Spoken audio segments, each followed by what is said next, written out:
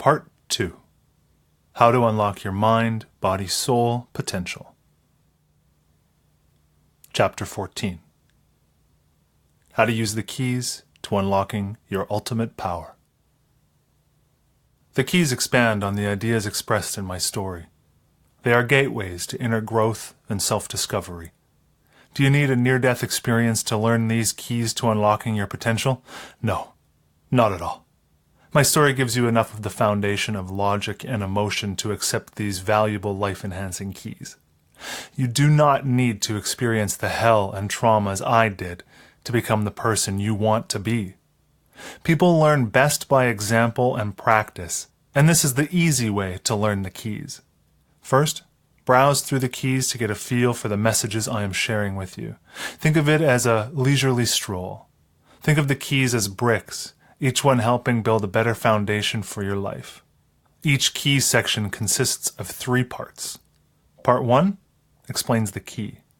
Part 2 gives examples of how the key applies to life. This is the emotional component of your learning process that helps you relate to the key.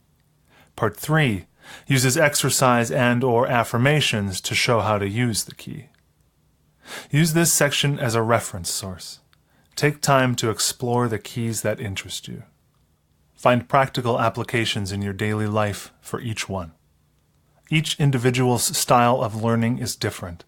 This leisurely approach to learning takes into account the naturally occurring phenomena of your mind, body, and soul being one. This process takes time to develop to its fullest. The growth of your mind-body-soul connection can be fostered by the tools shared here. Savor the process so that you may enjoy your rise to a higher level of self-fulfillment. Once you become more aware and accept these keys into your life, they will enrich your life. They will guide you to the realization that your mind is the key to understanding your perceptions. Usually, it is thought that the mind, referring to the brain, is in your body. The truth is that your body is in your mind, which is where the ultimate power resides. All humans are spiritual beings, and realizing this is part of your journey. Intellectual awareness, combined with emotional acceptance and spiritual growth, will make your journey a highly rewarding and rich experience.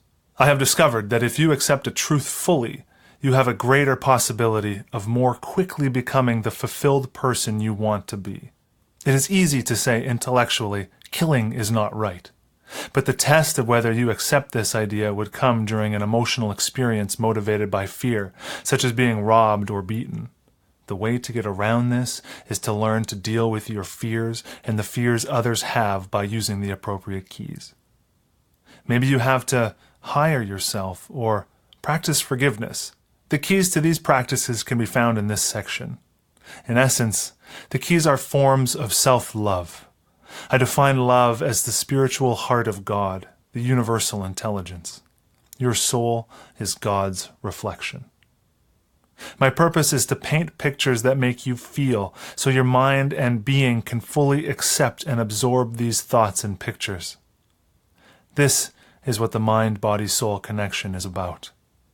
Savor the ideas and review them. Think of them as nuggets of gold that you are storing away until you need them. Gold has no value to a starving person on a desert island until that person is rescued. Plant these seeds in your imagination as you would in the earth.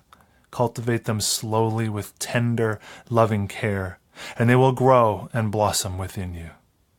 Your mind is a treasure chest where these thoughts will await your discovery when you need them.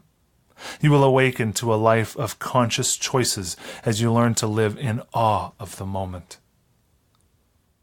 Confucius said, "The journey of 1,000 miles begins with the first step." Congratulations, your journey has begun. Chapter 15. Hire yourself. You're fired. You're bankrupt. What do? Panic? Call for help? That's one possibility. But why not look for a new boss? Someone who is going to be there 100% of the time. Someone who believes in you. Someone who will kick you where you need to be kicked. Get the idea? Hire yourself. During my recovery from the parasailing accident, I started making the greatest strides once I took responsibility for my well-being into my own hands. Then I began to feel in control of my life and my pain. The medical profession changed from being the master of my destiny to centers of information guiding my well-being. I drew upon their expertise and began to make my own decisions as to what would work best for me. Problems still do arise, however, when people realize you've accepted full responsibility for what happens to you. I remember the nurses being upset when I decided I would allow them to take blood only once a day.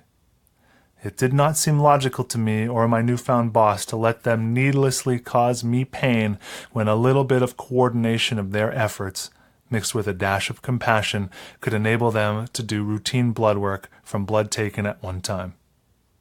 Once I made my wants clearly known, I was accommodated. Once a day it was, and once a day it stayed. One day on our way to Stephanie's regular dental checkup, she commented, "Daddy, I like Ron. He fixes my teeth and takes care of them for me." I was inclined to agree with her assessment of the situation, but this time I remembered my rule. When it comes to your own well-being, hire yourself. With this in mind, I came up with a two-pronged approach. Step 1. I told Stephanie that for her next visit to the dentist, she had a budget of $10 towards cleaning her teeth. I explained that if she did not need to have her teeth cleaned because she had done a good job brushing and taking care of them between visits, she could buy a toy with the money. Step 2. I explained to the dentist my game plan. His role was to show Stephanie during the visit what her teeth looked like. His hygienist took the plaque that had been scraped off and showed it to her. They explained that brushing, flossing, and rinsing would keep her teeth clean. Eating good things such as fruits and vegetables would help build stronger teeth. The process became one of empowering Stephanie. When I paid the bill, I let Stephanie know how much it cost and showed her with lots of $1 bills. I reminded her that next time she would have $10 and it was up to her if she spent it on the dentist or a toy. Guess what? The next time, the dentist did not have to clean very many of her teeth, and he charged a reduced amount. Stephanie bought herself a doll. She had hired herself at the age of 7.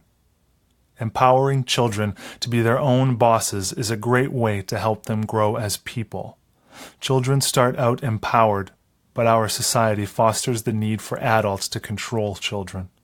Relinquishing control and opting for the tool of guidance is a healthier choice for all concerned. Take every occasion you can to practice hiring yourself and helping others to hire themselves. The more you do, the easier it becomes. Use the 3 golden rules for learning. Practice doing, and practice doing. It works. Exercise. This key to the ultimate power, like all the others, can unlock many doors for you. Try this exercise in hiring yourself. The next time you want to watch television, decide what kind of program you would like to see before you turn the tube on. Take a moment to consider what programs meet your expectations. Then choose one. It is as easy as that to make conscious choices that benefit you the most. Hire yourself. Affirmations. Repeat these frequently to yourself throughout the day. I am my own best friend. I hired myself. I am making conscious choices in my life each and every moment. I am loved and love myself. Chapter 16. Create your own mission statement. Discovering your reasons for being, your purpose during this existence, gives you control over your life. It is a dynamic, ongoing process that keeps evolving as you grow. My mission statement began as a feeling. Then it grew into a sense of purpose about improving the quality of my life. In my case, it meant dealing with my pain so I could do the things I wanted to in life. From the beginning of this dynamic process, I asked myself, what is my purpose for being? Slowly, my mission statement dawned on me. I promise each and every day to share with you the miracles I have found in this greatest of gifts called life. My mission is not to change the world, but to fine-tune it for my children, all children. It is not the noblest of missions, just my reason for being. It is my mission during the human experience part of my spiritual existence. To uncover my mission statement, I would write down my thoughts such as, life is a celebration, and review them, looking for a common thread. I discovered that the best way to change other people was to change myself. By deliberately causing inner growth through searching for a mission statement, my words and actions began to reinforce my life. Once I discovered that my mind, body, and soul were connected, I understood that my mission must be holistically sound, or user-friendly, to my universe and all those in it. Exercise. Summarize your life up to the present. Write your own obituary. Imagine reading it in the newspaper. If you do not like what you read, you can improve it. What would you like to read in your obituary? This exercise may seem macabre, so I will share with you the story about another person who used this approach. His name is Alfred Nobel. Alfred's brother had died, and the newspapers accidentally put Alfred Nobel's obituary in their death notices. They remembered him as the inventor of dynamite, which had contributed to death and mayhem in the world. Alfred did not want to be remembered that way, so he set out to create a mission statement that would fulfill his need to be remembered as someone who had added to people's lives. Alfred didn't want to be remembered that way, so he set out to create a mission statement that would fulfill his need to be remembered as someone who had added to people's lives. He wrote down his thoughts and spoke to his friends and acquaintances, sharing his ideas of what he wanted others to remember him for. His mission statement evolved and gave him a new sense of purpose. Today, he is remembered worldwide as the man who helped recognize the achievements of those who had added to the well-being of humanity. Decades after his death, Alfred Nobel is honored annually when the Nobel Prizes are awarded. His mission in life was accomplished. Exercise. Imagine yourself lying in a coffin. Look up and see those who know you. As objectively as possible, listen for their words and thoughts. It is their report card of your existence. These are some of the questions you might ask yourself as you fill in your report card. Am I happy with what I heard? Did I become a better person in their eyes? Did I make the world a better place to live? Did I go far enough along the path to fulfilling my mission statement? You are traveling according to your own compass setting and roadmap. You have to know where you are and where you want to go if you want to get there with the least confusion and problems. Your mission statement is like a compass setting. It gives you direction. You consciously become the master of your life. I have done many things in my life that I choose not to repeat as I learn from my errors. Whenever in doubt, I remember that wonderful gentleman, Alfred Nobel, and his gift to humanity. Maybe it was no coincidence that his name and mission were so noble. Affirmations. Repeat these frequently to yourself throughout the day. I have a purpose and mission in life. I am the master of my destiny, and my mission is my guide. My mission in life is... fill in the rest yourself. Chapter 17. Use your goals to reinforce your mission. Goal setting is the ability to make your dreams and wishes come true. Goals may be short or long-term objectives. For some people, their goal is to be wealthy.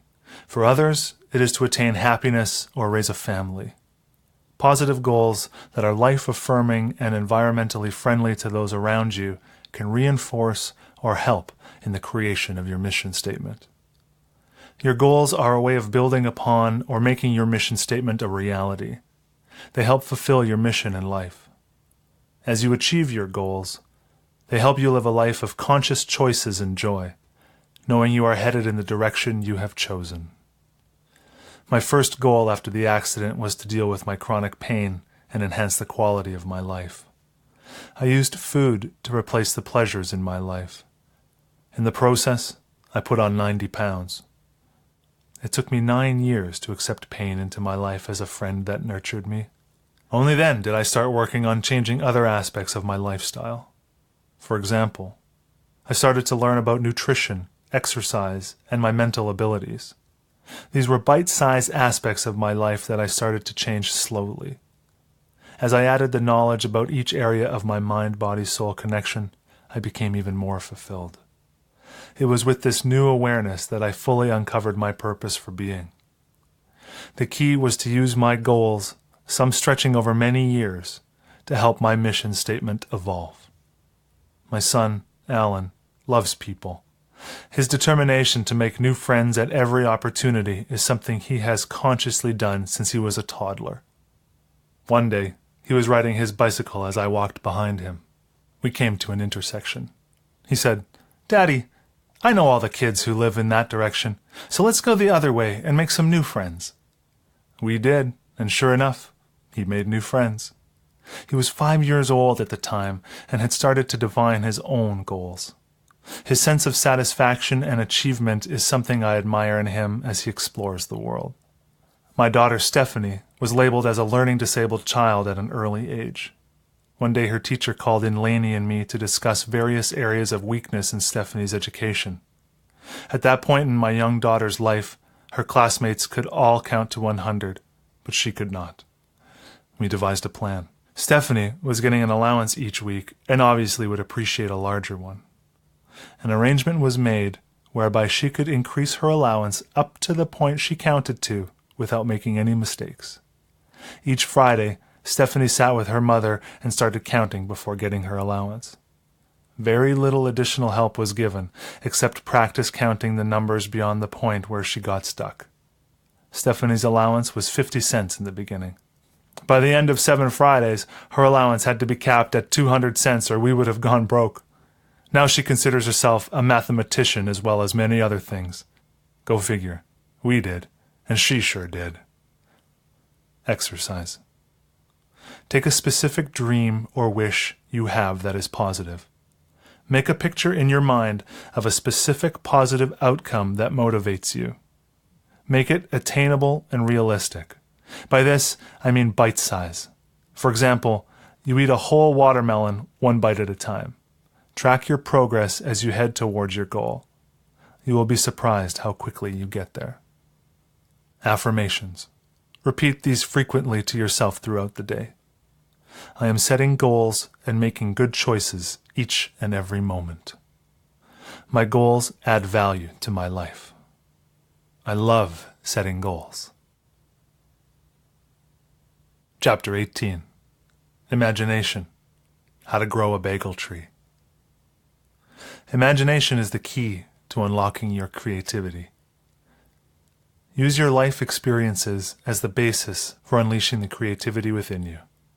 Be resourceful and create new ideas using the fertilizer of your past experiences as building blocks. Use your imagination and recognize you have unlimited potential. Alan was 5 years old when he created bagel trees.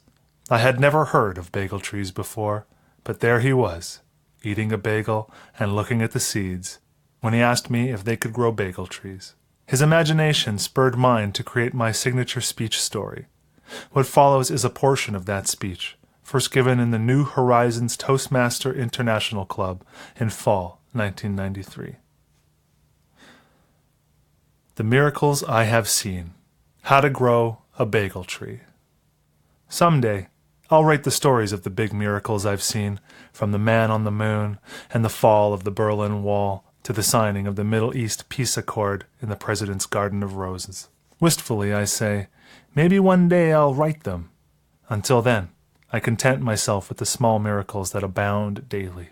I wake up in the morning, and this start of a new day is miraculous enough for me. At night, I crawl my weary bones and tired body into bed beside the other simple miracle of daily life, my wife of 16 years. That, too, is wondrous enough for me. You see, it is the simple miracles of daily life that wrap me in wonder. That is what life is about. Now, take Alan, my 5-year-old pride and joy, who is going on 30. He is a miracle that brightens my every day. Last night he did it again. I had bought some fresh bagels, those round, doughy things with a hole in the middle. They were covered in little white sesame seeds that always seemed to seek and find the gaps between my teeth. Anyway, here was Alan holding this circle of delightful dough in his tiny hands, happily munching on his bagel.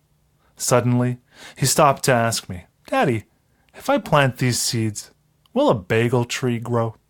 A close friend started to answer him in her typically linear way. I, being the foolish soul I am, took my life in my hands to interrupt her and say, "Alan, if you believe in bagel trees, let's plant the seeds and see." Well, I don't know about you, but until today, I did not believe in bagel trees. Just in case they might exist, Alan and I planted the seeds. You know what? I would not be surprised at all to see bagel trees grow. In any case, I have proof enough to know that bagel trees really do exist in the imagination of 5-year-old boys and 41-year-old dads. Such are the wonders of childhood and parenthood, an awakened sense of discovery and the pleasure of living in the moment. Listen to children. They have much to teach you and me about the miracles of life and using our imagination. This is what imagination is all about. Using Alan's simple question and questioning myself about other experiences I had helped me realize the events of daily life are miracle enough for me. Using your mind to combine your experiences and come up with new ideas is imagination in action. History supplies us with abundant examples of imaginative people. Using their imaginations, the Wright brothers helped humanity take flight. Thomas Edison shed light on the night. These are examples of imagination in action. Where does it begin? In your mind. Exercise. Close your eyes and imagine you are walking past a bakery.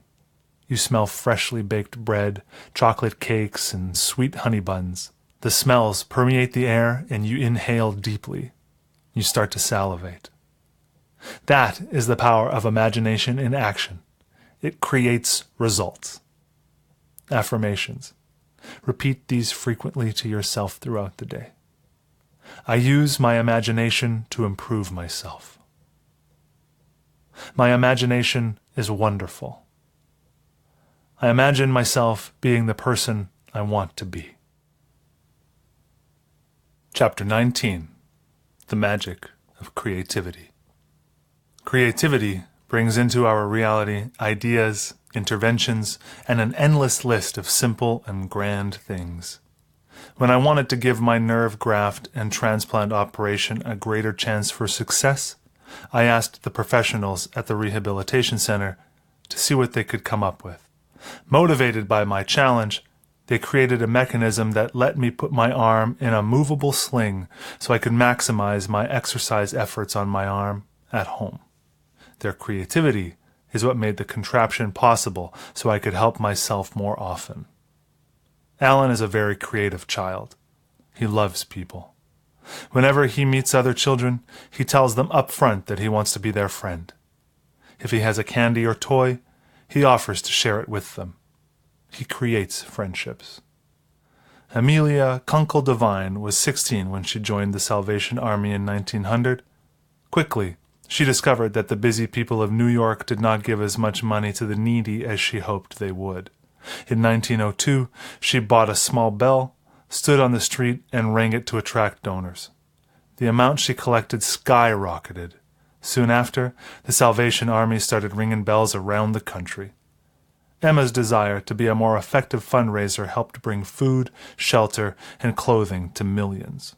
In her way, she helped fine-tune our world. And so can you, with a dash of creativity. Exercise. Draw a small square. Take a pencil and do something with the square. Now here's the explanation. When I did this with a group of adults, some filled in only the insides of the box, and others incorporated the box into a much larger picture. The page and box are like your life. Life is what you make it. Be creative and go beyond the bounds you have created for yourself. Creativity is imagining in action. Affirmations. Repeat these frequently to yourself throughout the day. I love to create. I am fulfilled when I express my creativity. I am a creative person rising to my level of self-fulfillment. Chapter 20. Practice believing. Believing is an act of unconditional acceptance. It starts within yourself, and the world around you is the reflection of your beliefs. Believe you are a good person and that there is a universal intelligence you are a part of. The more you practice believing in yourself and the reality of God, the fuller and richer your life will become. Before my first major surgery, I was fearful and angry at the world and all those around me. Why had they let this happen to me? What had I done to be punished like this every moment of my existence? Only bad things happen to bad people, I thought. My mind had lost its faith in me and the universal intelligence, God. I was doomed to a living purgatory, hell on earth. Then it happened, when my life was at its bleakest point and I tried to reach out with pills, booze, and distractions, begging for help. I had almost succeeded when I got the message again. It took many times before I finally bought into it, but that night as I lay in bed, my faith was restored. I had started to believe in myself and the universal intelligence again. It took many years of tests by fire until I at last accepted the truth that I am a citizen of no land, but I am a citizen of the universe, just as you are. Years of painful struggling finally came to fruition through the magic of believing. Do you need such extreme pain to learn as I did that belief and faith are one and the same? No, not at all. Seek and find the answers within yourself, and you will be fulfilled. Stephanie was 9 years old when her school was having a countrywide test of students in 3rd grade to assess the current state of our educational system. Her principal sent a letter and called us, recommending that Stephanie not take the test as it might be too stressful for a learning disabled child. My wife and I believed in Stephanie and her right to fail as well as succeed. We saw in this opportunity a chance to help her feel a part of the whole and know that it is okay to fail, since her success was just that she tried.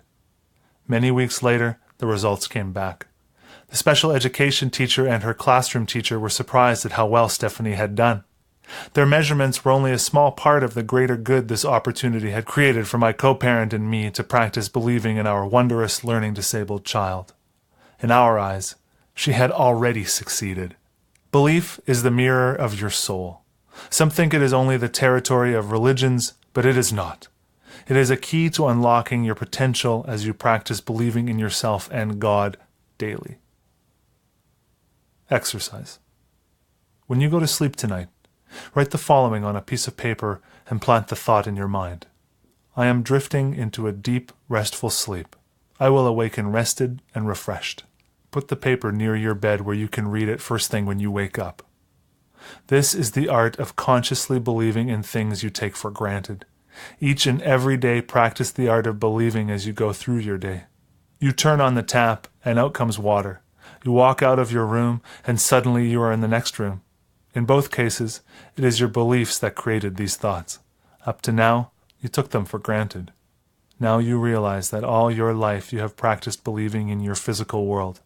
Now it is time to extend that art of belief beyond your body and physical being into your mind and soul. Exercise. Sit or lie down in a comfortable, safe place. Close your eyes a moment and take a deep breath. Hold it a few seconds. Slowly exhale and savor the passage of air into and out of your lungs and body. Let yourself relax. Take another deep breath and savor the oxygen as it enters your brain, invigorating your mind. Now take a third and final breath. Be relaxed. Believe in your ability to affect your world from within. Know your inner self is the source of all your beliefs. Then slowly let your breathing come back to normal. You feel good and calm. Restoring the power of belief within allows you to enhance your world and your potential. Oxygen in the air is good for you.